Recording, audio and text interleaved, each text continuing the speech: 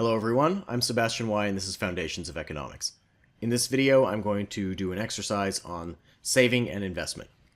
In this example, we have an economy with a GDP of 2,500, consumption of 1,500, government expenditure of 500, and tax receipts of 500. In the first part, we need to determine the private saving, public saving, and total national saving. I'm going to write out the equation for total national saving. S equals Y minus T minus C, that is our private saving, plus T minus G, that is our public saving. So if we plug in the numbers here, we get a GDP of 2,500, taxes of 500, and consumption of 1,500. And then we get taxes of 500 and government expenditure of 500.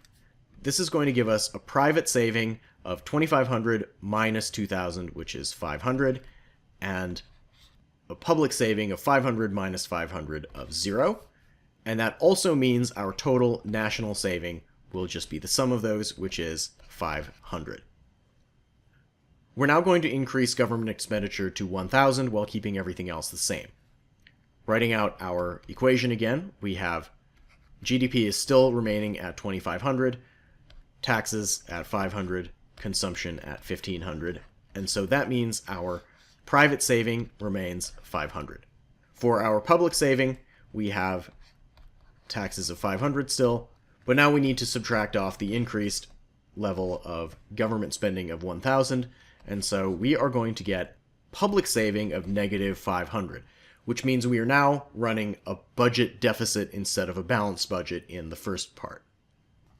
This is going to add up to a total national saving of 0.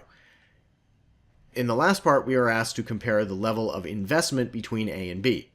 We haven't said anything about investment yet, but we need to remember here that S equals I, that the total amount of saving must equal the total amount of investment in an economy.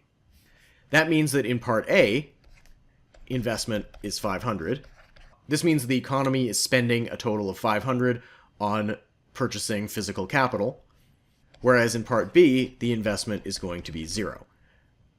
Essentially, what's happening here is that in the second part, the government's borrowing to cover their budget deficit leads to the amount of loanable funds dropping to 0, and therefore no investment can take place. This is a very, very simple illustration of the crowding out effect. That's all there is to it. If you have any questions, feel free to let me know. Thanks for watching.